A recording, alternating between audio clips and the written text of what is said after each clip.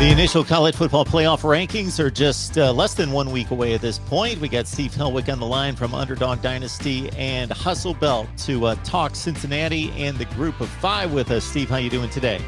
I'm doing excellent, and November's approaching, and there's really nothing like November college football. That's where teams need to get those wins for the playoffs, New Year's Six Bowls, and it's always an exciting time of the year around Thanksgiving with football going on. Absolutely, and it's intriguing, certainly, what we have with the Bearcats in particular. So this is a program that went out and scheduled Indiana and Notre Dame with the thought that, hey, we want to bulk up on the non-conference schedule and impress some people.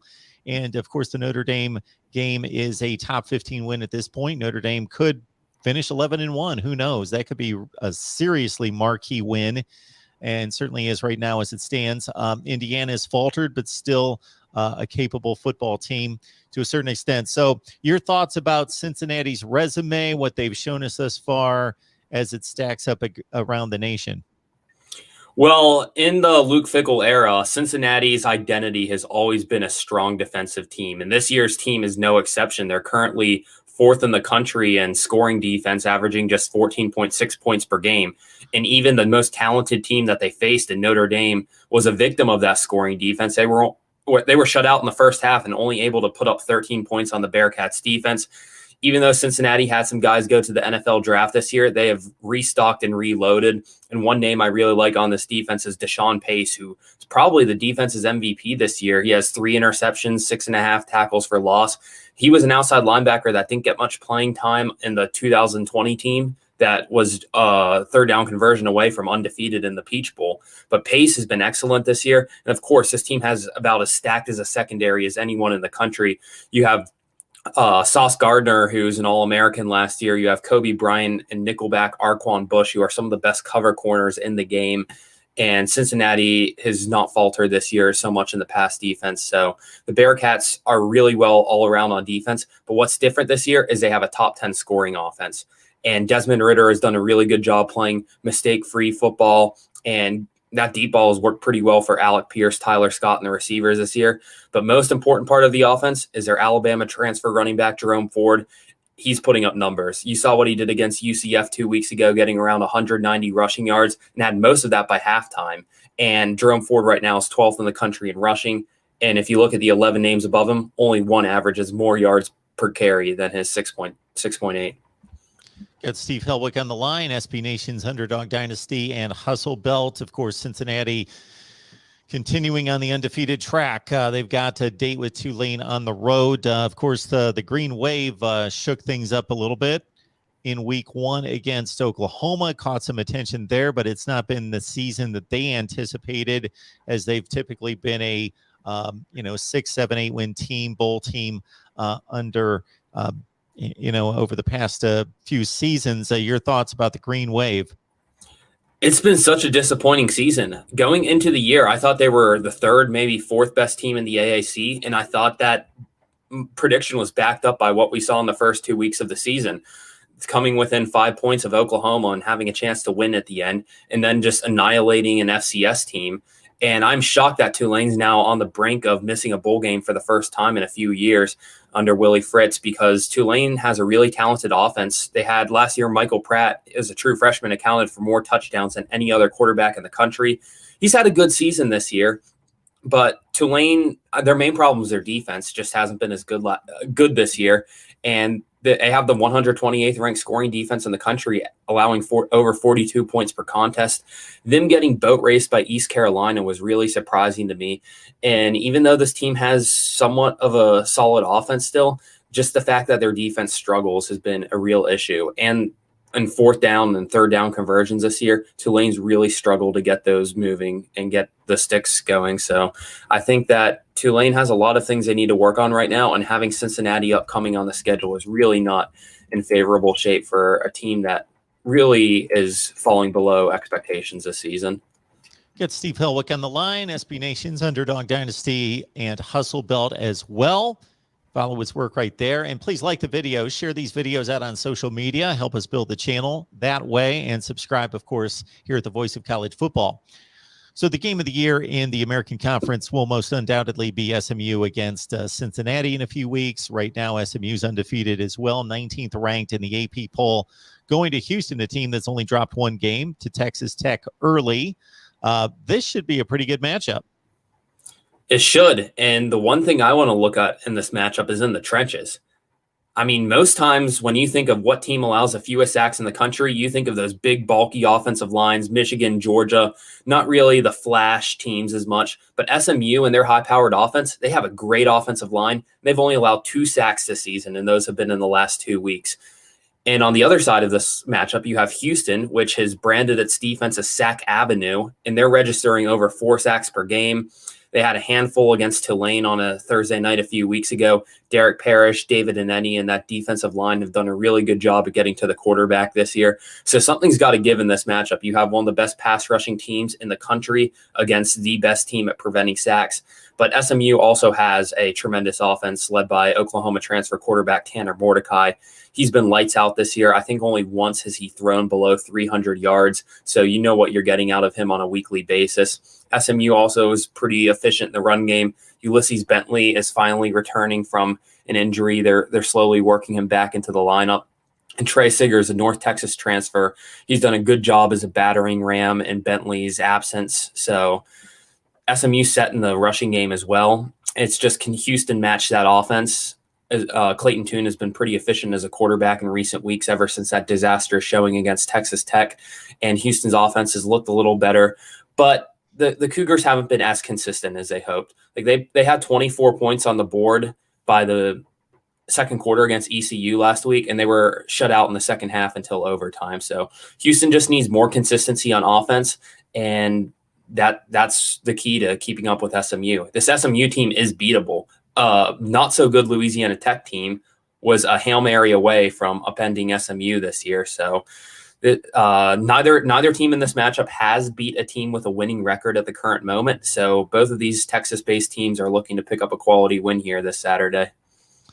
Yeah, for the next 3 weeks before they get to Cincinnati, SMU has to go through what are considered maybe not necessarily the best teams this year, but the 3 best programs otherwise in the conference, Houston, Memphis, and Central Florida, before they meet Cincinnati. Let's get to the college football playoff rankings, and we can only guess what's going through the committee's mind, and that difficult comparison of trying to compare a undefeated or one-loss Power 5 team that seems to be headed toward a conference championship. And of course, that's going to decide so much versus this Cincinnati in particular, that obviously came into the season with the expectation, and they have fulfilled it. 2-touchdown win against Indiana, although it was a really close game up until about 5-6 minutes left, and then taking care of business with a 2-score win at Notre Dame. Otherwise, a weak schedule for Cincinnati. No Houston, no Memphis on the schedule. Could see SMU twice. Could see somebody else pop up, a Houston, for a championship game. So your thoughts about Cincinnati's ranking next week, where you think they should be placed, how the committee may evaluate that? They're sitting well at number 2 in the AP poll right now, but the committee likes to mix things up from the AP poll. And I wouldn't be surprised if they're actually sitting outside of the top 5 in the committee rankings, considering how the committee has viewed AAC teams in the past, whether you think it's fair or not. I mean, the Cincinnati team had a quality win over Notre Dame, and it looked not even debatable on the day who the better team was. The Bearcats pretty much had them punched in the gut from the start, and they had them shut out through most of the game before Notre Dame tried to string a comeback. And if Cincinnati had a kicking game, their kicker's 3 for 8 on field goals this year. If they had a kicking game, that game probably would have been sealed a little bit earlier. So Cincinnati does have that quality win in Notre Dame, but they've had some questionable performances, like Navy last week. They were up 27-10, and Navy recovered an onside kick and only lost by 7 points in the end. But so have other teams up there, like Oklahoma. And the thing about Oklahoma versus Cincinnati is I don't think it matters who's ranked above in the coming week, because Oklahoma finishes their season with Iowa State, Baylor, and Oklahoma State. Those are all ranked wins. I can tell you right now, if Oklahoma clears that schedule, they're going to be ranked above Cincinnati. An undefeated Oklahoma will be above undefeated Cincinnati, and there's nothing the Bearcats can do to control that, unfortunately. Now, when you get into the one-loss teams, that's a little different. Ohio State has Penn State, who's slipped a little bit. Michigan and Michigan State still on the remaining schedule, as Michigan State also play all those teams left. So if you have one of the teams run the table against all those Big Ten East opponents, it's hard to find Cincinnati finishing above one of them too. So Cincinnati needs these Big Ten teams to beat each other. They need Georgia to go unbeaten and take Alabama out in the SEC title game. And they need Oklahoma to lose just one game. I think that's how the formula for the Bearcats to get into the playoffs. And as much as I want to see a team from the AAC control their own destiny, I don't know if it's there at the moment. Folks, Christmas is coming. You're going to be on Amazon shopping, so you might as well do it with our link. Please help us grow the channel. It's the same shopping experience. You do the same shopping online. Doesn't cost you a penny. It's the same exact experience. Again, grab the link down in the description section below. Put it somewhere where you will remember it. Steve Helwick joins us on a regular basis to break down the group of five in particular. Looking at the American Conference, it's been fascinating here for a number of years because they have, if you put the conference together, they have fared very well against the Power Five, playing nearly 500 football. Recent comparisons with the Pac-12 being down, with the ACC being down, especially outside of Clemson, how it would compare. Unfortunately for Cincinnati, it appears to be a down year for the American Conference. UCF's been better, Memphis has been better, etc. So where do you rate the American Conference? How do you think it stacks up versus what we've seen the last few years when it's been a very strong conference? Let's see, this current version of the American Conference.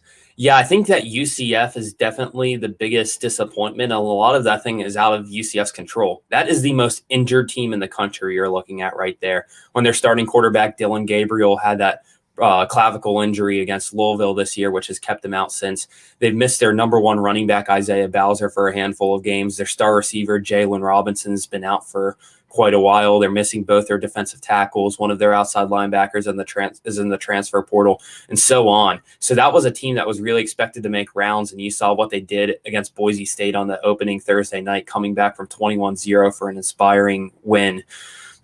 But them falling, I think, kind of hurts the perception of the conference as a whole, and especially when some of the other teams like Navy, South Florida, Temple, and Tulsa have all struggled this year, especially in non-conference play. So I think that the fact that UCF and Memphis haven't done as well outside of the conference just hasn't been as great this year. Memphis had that blown 21-point lead to UTSA, another undefeated team right now.